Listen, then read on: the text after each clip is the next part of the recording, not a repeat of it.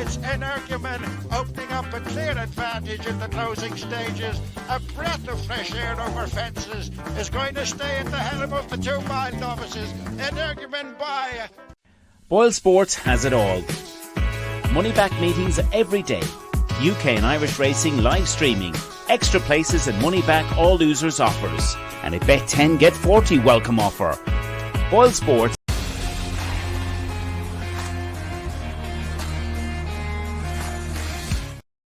So, hello and welcome back to what is the final episode of the Road to Cheltenham Challenge 2023. Myself and the Ronan Groome, episode number 20. Big thank you to everyone who has got involved right throughout the series.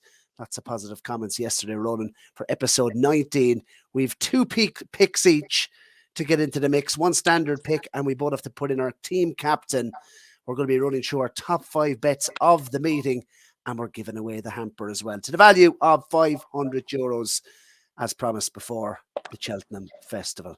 So what a series it's been, Mr. Groome. At this stage, you took a couple of hammer blows yesterday. We won't dwell on it, but after we recorded, Cameron practice wasn't declared. Gentleman to me got injured, and Churchstone Warrior was what's the word? Nowhere to be seen in the National Hunt Chase.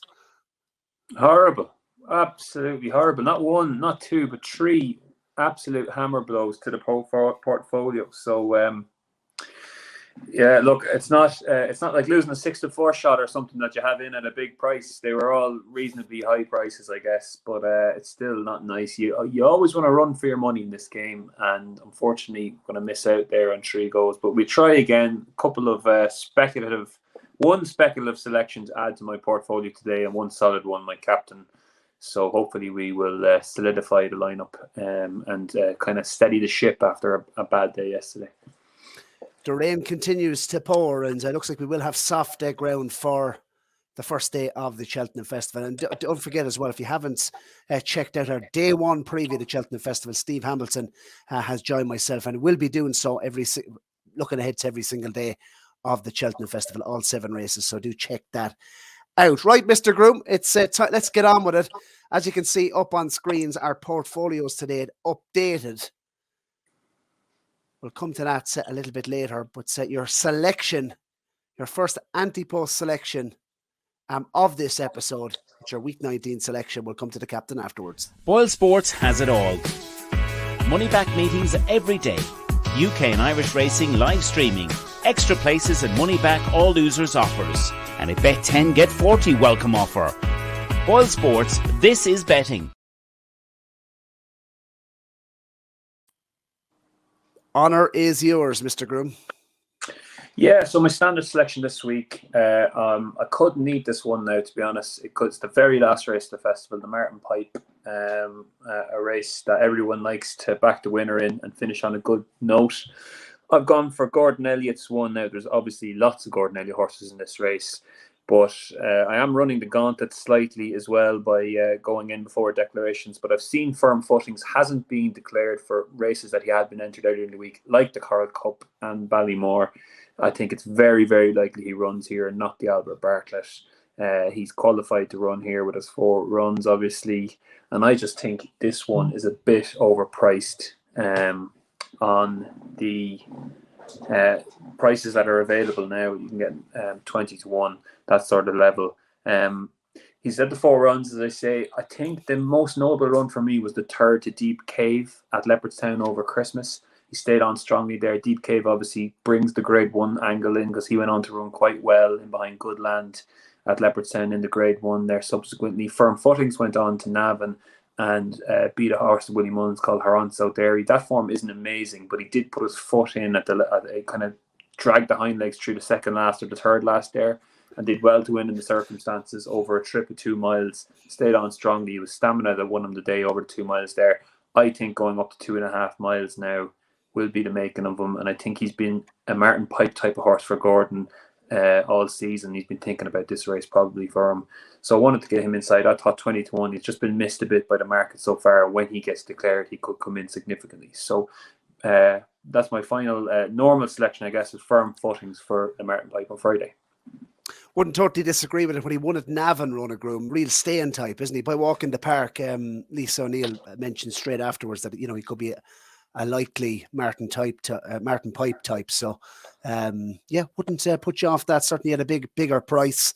I'll throw Standard Selection into the mix then, Mr. Groome, and I'm going to the Per Temps, which that's a race that certainly did open up yesterday with the news of Shoot First coming out, of course, was the favourite, long-time favourite for Charles Burns set back there. So I think the race has opened up quite a bit. David Pipe's horse at the top of the market certainly must be respected.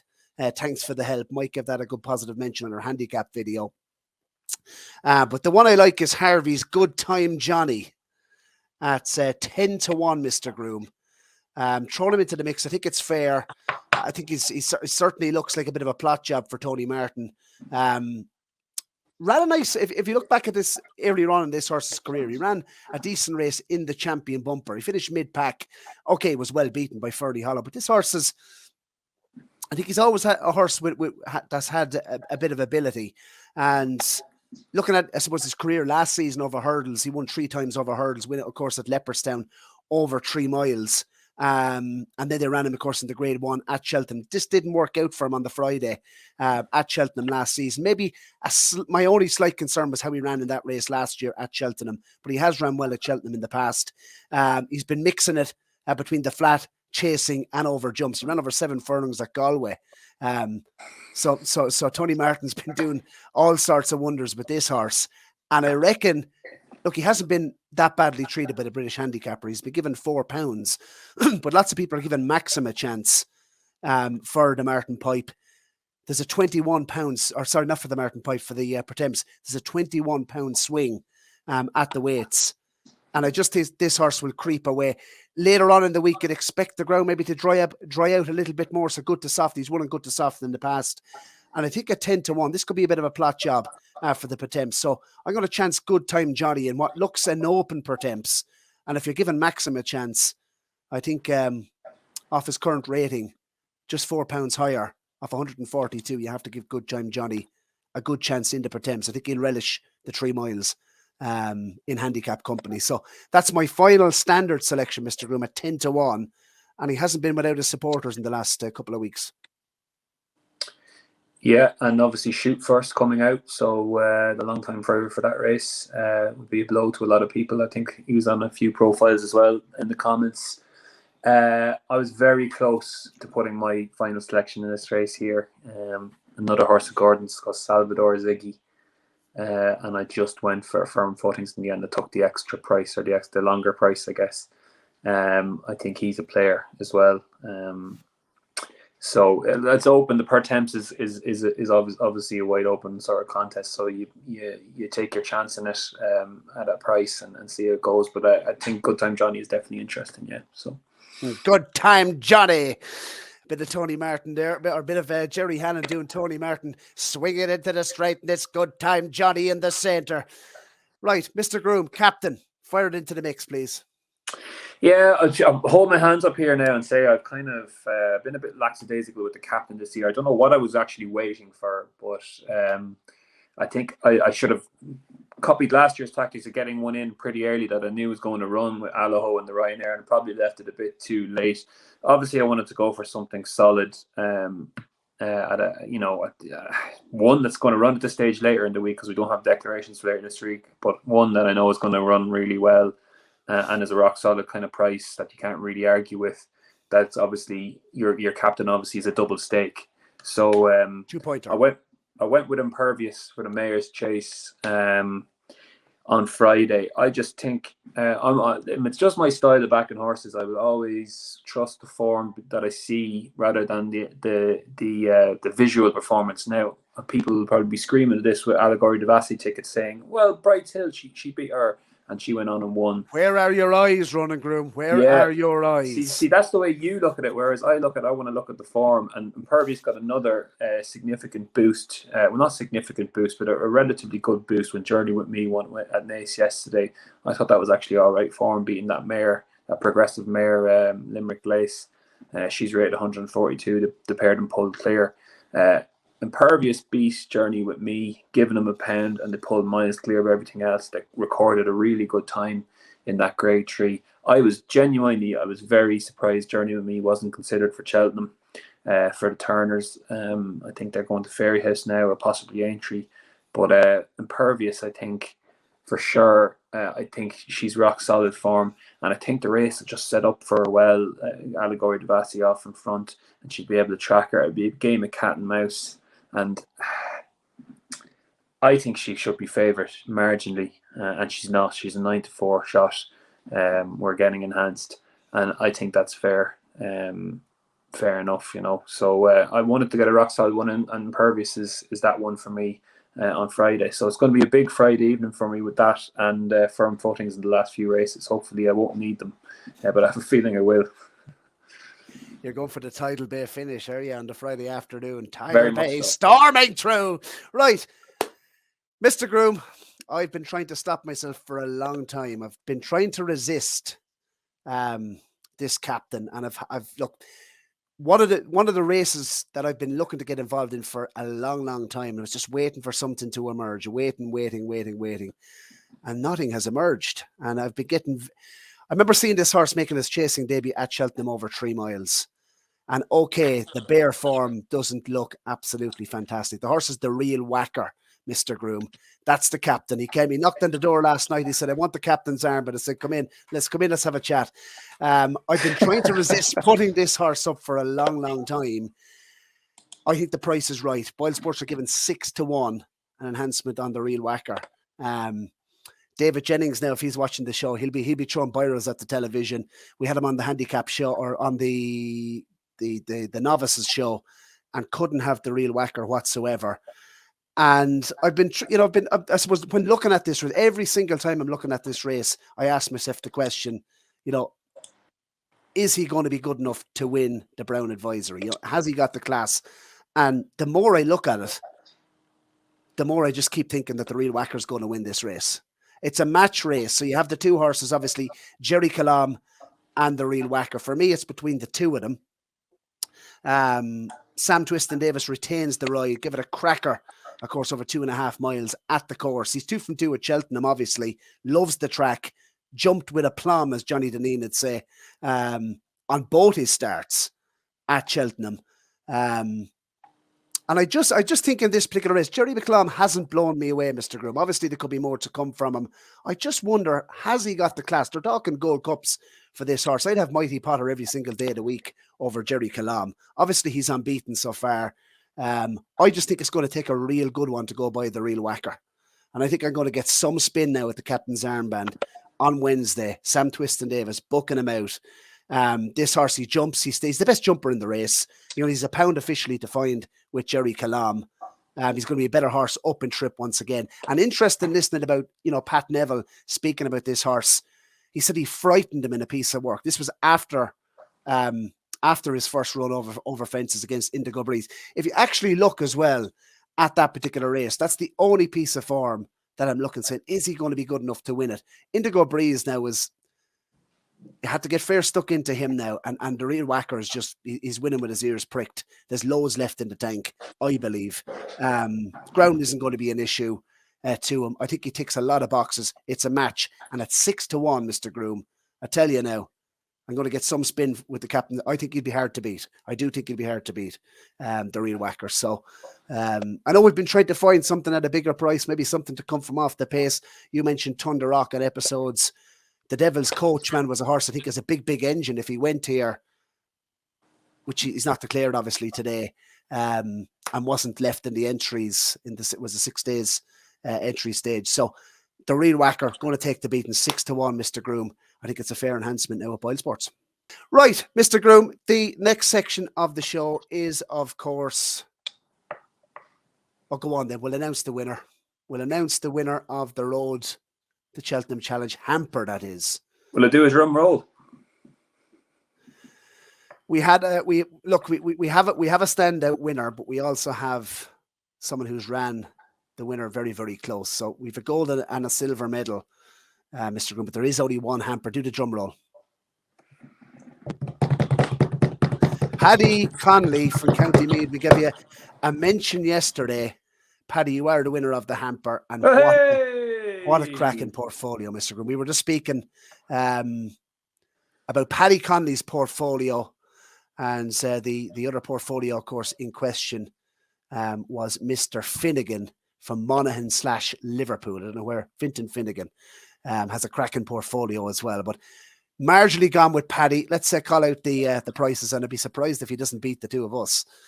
With a portfolio like this, it really is a cracker. So Brandy Love, he put her in as week 1 at 5-1 into the challenge for the Mayor's Hurdle. Obviously, she's a little bit bigger now. The race looks more competitive, but she's going with a live chance. Jerry Calam, Mr. Groome, 25-1. Okay, the real whacker's going to beat you, but you've got the value, Paddy. He's 25-1. It's literally probably going to win. It's odds on. Well, if you're saying his odds on, he's got 25-1. That is some shout there now. 25-1. Jerry Calam for the Brown Advisory. Lossy Mount for the Triumph Hurdle, Mr. Groome, at 10-1. Another cracking bet. Dysart Dynamo, week 4, 16-1. Mighty Potter for the Turners. I mean, this is unbelievable. 5-1. Imagine sitting on a dock at 5-1. Mighty Potter. If there's any horse should be odds on, there's not Constitution Hill at this meeting. It's Mighty Potter. Chemical Energy, 9-1 for the National Hunt Chase. Week 6 obviously goes Cod Rides. Ground to worry though, so that's maybe a negative. Ashrow Diamond, 8-1. You've her in the portfolio at 7s. He's got her in at 8s. Obviously, she's second favourite now in around 7-2, around the 7-2 mark. Aplutard, 9-1, goes for the Gold Cup. Again, that's a good price. About a horse who, if he turns up in his A game, has a massive chance. Blazing Cal, 8-1 for the Stairs. Again, cracking value. Favre de Chamdou, week 10, 12-1 for the Albert Bartlett. Soft ground will help if he runs. Soft ground will be a big positive for him. Yeah, Vaucelet, it's one more traffic in the market for the Hunter's Chase. That's 3-1. Again, you've got the value. In Pede Pass, 4-1. Talking horse on the previews now, 7-4 with BOYLESPORTS. Ilete Tomp, 9-2. Love that selection. You probably will get a little bit bigger before the day, but still very much in the mix. Galvin, 4-1. 2-horse race. Again, you've got value. Auken Risk for the Grand Annual. He got colic, didn't he? That was the issue there, so he's not going. But you have to come all the way down to week 15 before he doesn't have a runner here. Bikers is now, well, he's now 6-1 for the Bulls. He's got 8-1. Campron for the Carl Cup, 9-1, Mr. Groome, now 6-1. Corrick Rambler, 8-1. What price is he now? 6-1, 7-1, Mark? 11-2, something like that, yeah. And he's got in Factifile for the bumper at 8-1 and Maxim for the Pertemps. So I just think that's a cracking portfolio. And he's gone with Imagine at 7-1 as his team captain, which has been all the rage as well. So congratulations, Paddy. I think that was a standout. That was a standout portfolio. Get in touch via email, via Twitter DMs, and we will sort that hamper for you. And the very best of luck. And hopefully you have some luck. Once it's not Jerry Calam, I don't mind for the Brown Advisory. All right, Mr. Groome. Next section of the show, when we come back, we're going to give our top 5 bets of the Cheltenham Festival. Can't wait.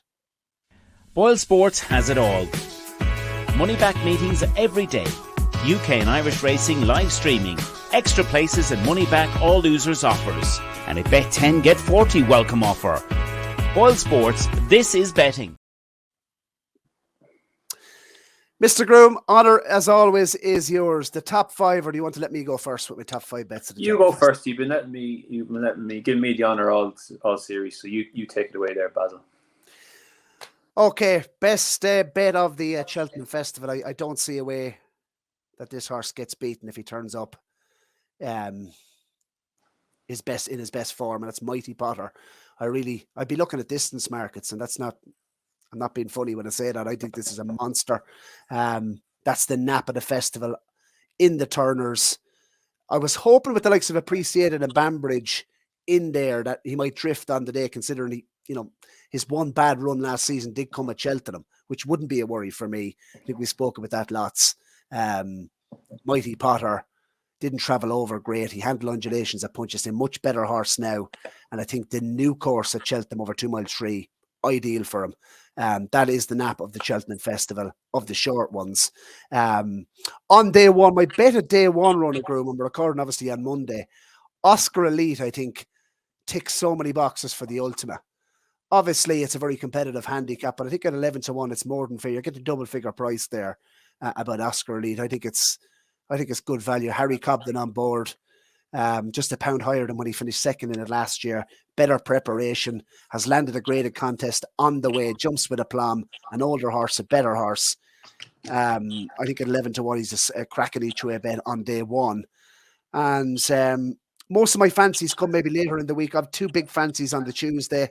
Good land in the Ballymore. If you're getting 6-1 or over, I mean, like, he's a model to place, and I think he's a chance of winning. Barry Connell's horse, big fan in the Ballymore. And I think he can protect your stake. I think he'll finish in the top three for sure, and has a big chance of winning. The real whacker in the match race against Jerry Calam, I see him winning. So that would be, a fairly big bet for me on the Tuesday as well. And the one I like on Friday in the county hurdle, Mr. Groome, is Pat Doro. Now, if the rain continues to come, we have him in the series at 18-1. I'll back him again on the day. I think this horse is laid out for the race, and off a mark of 143, I think that's pretty lenient as well. So could be lots more to come from Pat Doro, and he'd be my fifth bet of the festival. Must mention Energumene as well. I do think he'll win, but he is on a small bit of a recovery mission, isn't he, after the last day?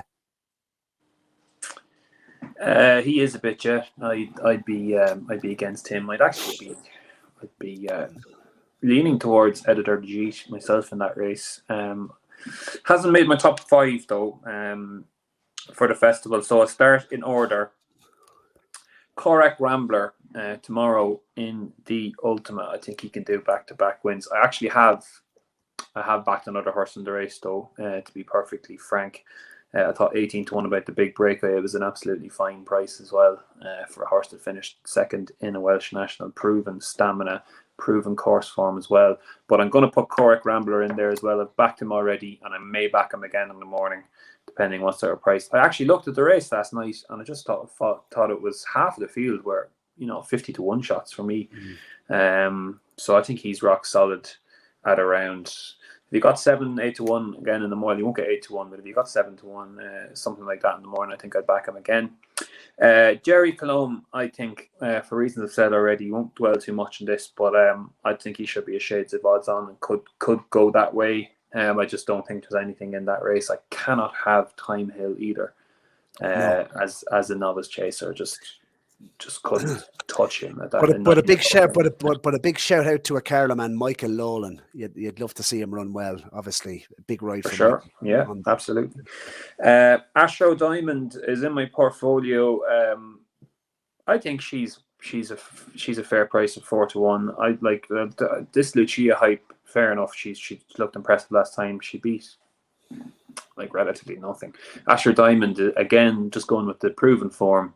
She's she's been there. She's danced the dance at all at the 2 grade ones this Christmas. And you like Pat Doro for the county hurdle off a mark of 141.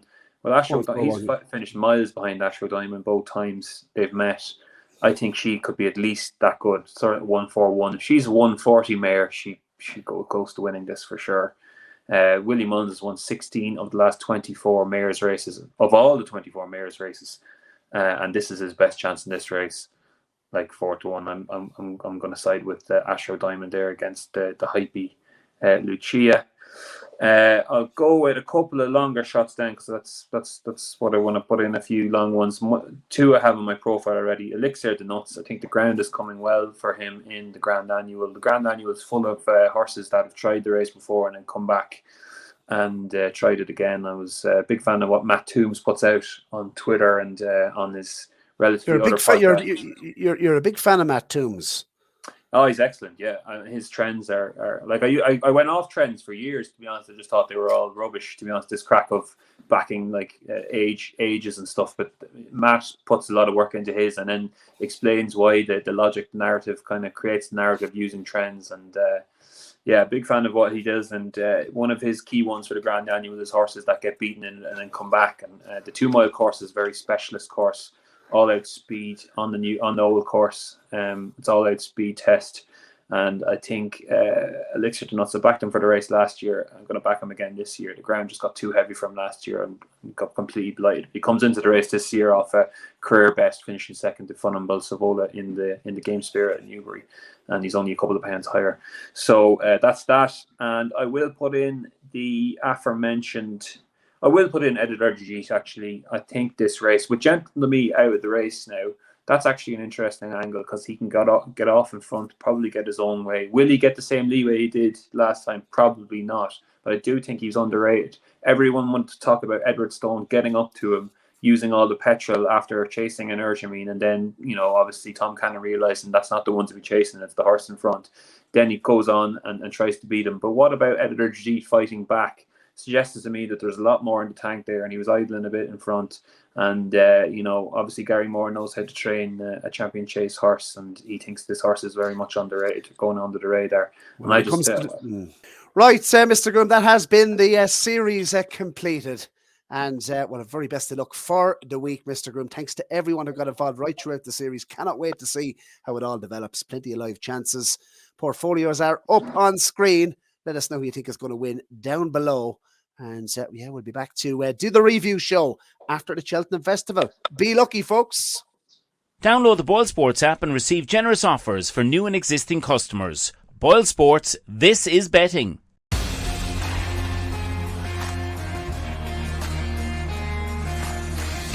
Inside the final 150 yards, this is a special year, and it's a Hattons full of grace. And it's Energumen opening up a clear advantage in the closing stages. A breath of fresh air over fences is going to stay at the helm of the 2 mile novices. Energumen by a romping 10